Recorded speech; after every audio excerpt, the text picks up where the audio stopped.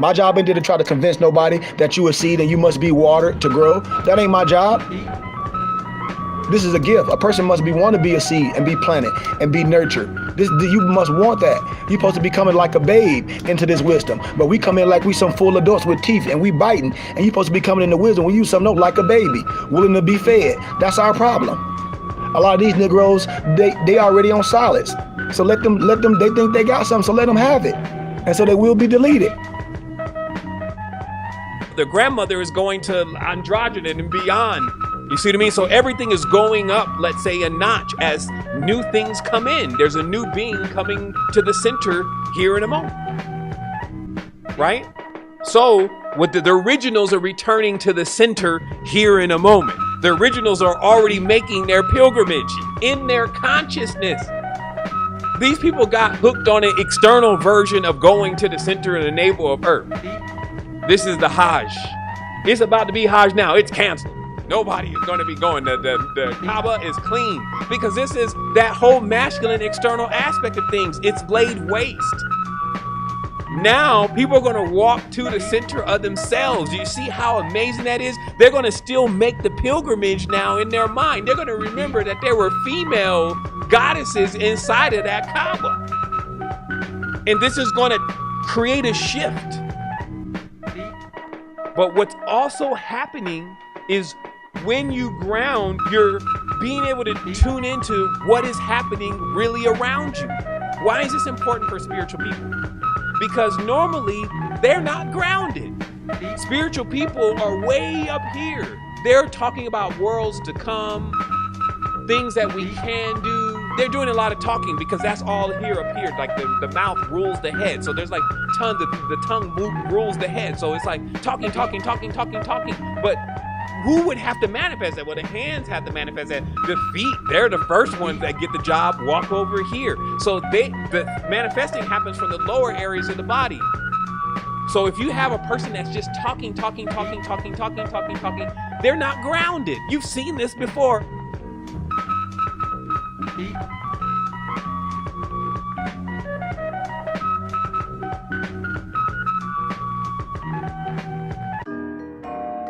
And remember, in the mind of chaos, everything is possible. So a direct entity creation, in other words, a creation that has a direct contact with the Creator, that is a first, what they call a first generational being. What happens is, from first generational beings, you have other beings that branch off from that are not part of the original first generation. A first generation being will constantly make first generational beings and will have the seed of that first generational light within it. But if you have a second generational and third generational being that again are created by thoughts that become disconnected from the original intent, the original generation, the original spark, what you have are entities that need to feed upon the original light source that is emanated from that consolidated being in order for it to exist. Now, the way to amplify, say for instance, you're a first generational being and I'm a second and third generational being. For me to exist, I am a byproduct of your thinking. Now, Bobby Hennick's been talking for a long time. You need to look into the Greek thing. Why is he saying that? Because what he has figured out, as Joseph Campbell has figured out, as I later on has figured out, and you should be figuring out tonight, that the elementary ideas are ours. We're the first ones with the mythology, and the templates are there. They layer their folk ideas on top of our mythology. So they look white, they dress white, you'll see some white shit in there, but the stories that come from the soul or the true self are ours. They're ours. And the fact that they're ours and we think that they're theirs, they let all the information out. In Greek mythology, Norse mythology, Roman mythology. Let's take those. We don't touch those. That's for white folks. No, They convince you that they somehow have a history in this. But this starts from our mythology, Sumerian mythology, Egyptian mythology, which is older than that. So what they did was take the elementary ideas, the Christ figure, the mother figure, the Madonna figure, the father figure, you get what I'm saying? And then the devil figure, and they just put their folklore on top of it. Now, why is it key to get into theirs? Because they're so free with letting it out. It's your story. But they don't let out all the Egyptian story, all the stuff that you hold on to dearly and say, well, I'm an Egyptian and they are Roman. No, all the stories there. You can find out more about Osiris if you study Dionysus. Pan is the baby Horus. You get what I'm saying? Right. And when Horus grows up, he becomes also Dionysus, his father. So the sexual aspect in Dionysus, that's missing from Osiris. So if you want to learn more about Osiris, you can read Dionysus. But if you think that white people made it, you shut your own self out. You get what I'm saying? No, it's built upon elementary ideas, and people add their own folklore. Shiva is Osiris.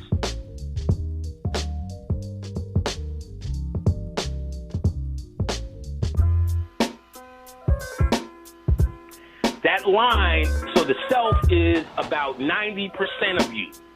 That 10% that's left over is called the ego. Now, let's be clear on this if we're not clear already. Because, you know, I see people, I'm trying to stop my ego. Or if I say, hey, ma'am, you're harassing me. You're a fucking idiot. Oh my God, Panic, you have an ego. That has nothing to do with the occult. This world, the place you live in, the shoes you wear, is a construct of your ego. Humanity is the ego, the end. As a human, you cannot get out of your ego. Everything is experienced through the ego. This entire matrix is the ego. So, your goal as a conscious person is not to get out of the ego. You got to think about this, and I've said this before. If you had no ego, you cannot do anything. You cannot present yourself. If someone smacks your mother, you then have to say, this doesn't anger me because I have no ego. You get what I'm saying? The shirt you pick versus the shirt I pick to present myself is the ego. Because we're supposed to control our ego. Let me make this clear. You're supposed to understand your ego at least. At least. There's things about defeating the ego, you know, Buddha did this and Buddha did that. But if you read the whole Buddha story, he said, fuck all of that. I get it. I'm supposed to feel all of this shit. Know what I'm saying? That's bliss. Feeling this shit and enjoying the moment. So, in fact, all that now and living the now and all of that, that's from Buddhism. That's a subset from Buddhism. He actually went and tried to destroy the ego and flopped, actually. The realization Buddha had was, oh, shit, I left my wife and my kids. What the fuck am I doing? I need to enjoy that now. In fact, he said, you may have a favorite cup, and that favorite cup of yours is your bliss. He said, but what you can guarantee is that cup will be broke. So not to focus on the tragedy of life, of the cup being broke, you need to focus on the happy times that you have with the cup. And that's the only bliss you're going to get down here.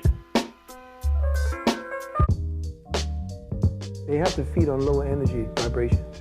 They can't feed on higher oscillating waveform energies because it would destroy them. So they must feed on the lower forms of energy, and thus those attenuated energies becomes their food supply. When we begin to take a definite inventory of which thought processes creates those conditions, and then do our best to recognize them when they are being instigated, we will find ourselves not growing old. We'll find ourselves now bringing peace to the planet. The weather patterns on the planet will change immediately. based upon just the change of the mindset that these second generational entities are creating by their manipulating the first generational beings beyond their perceptual realm. They're different and one and the same. They're just variations on the angles of perception. See, perception is an angle, it takes an angular form. Perception has to create a containment for it to be. So, if you are all perceiving, then there is no perception. So perception had to create an angle by its disengagement from itself. As soon as it disengaged, it created depth, width, breadth, size, height, which is essentially a consolidation of the all into definable angles by which to perceive. So in perceiving now, you now create or at least become aware that consciousness can be participated in. I can participate now in my allness and actually have a place of reference or a screen upon which to project all that is within me that I don't know so that I can see it back at myself. In other words, the one that's separated is still the one, though separated, and though different from the all. In other words, when the all separated from itself, it could not but, in that first thing, be everything within the separation itself. Though negated, it's still created like a hologram. A hologram is everything. You could take a small piece of the hologram and then put it over here and then go around and look at it. It would be the same thing as the larger piece that you took from that. Nothing would be different. It would be like a smaller version of the same quantum, light spiraling energy. So the energy that you're pulling from, that energy that you're pulling from is the same thing, though different.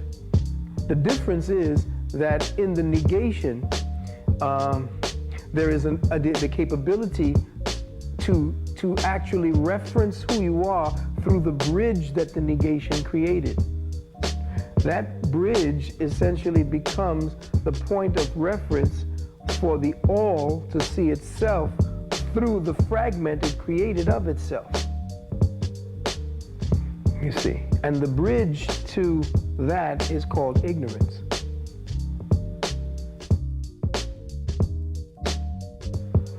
That now becomes the compelling force within someone to know.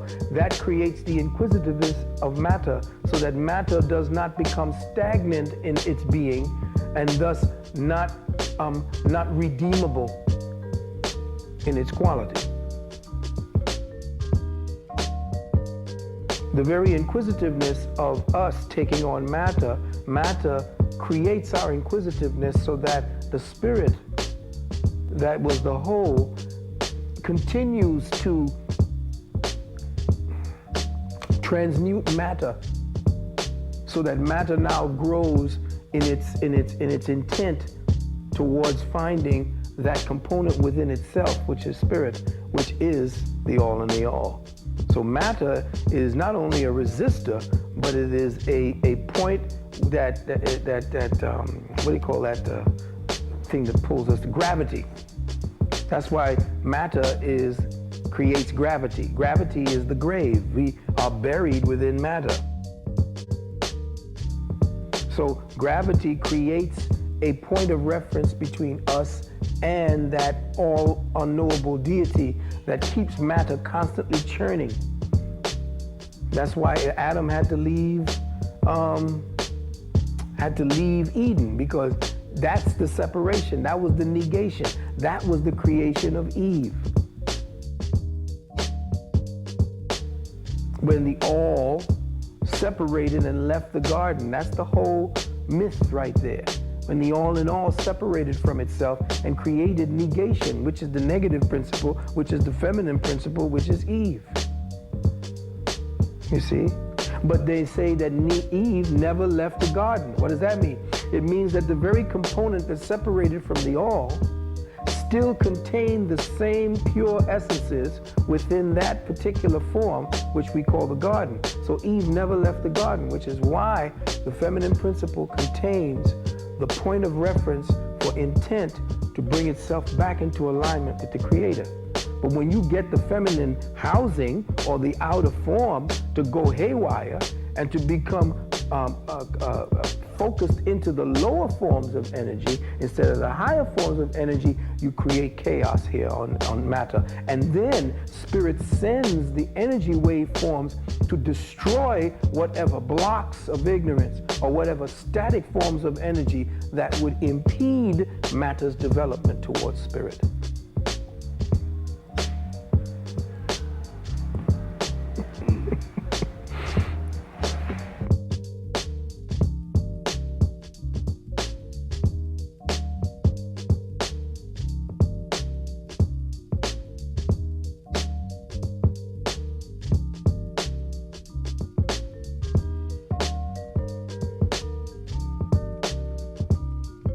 Warning: the following video contains strong language which may be offensive to some viewers or inappropriate for children.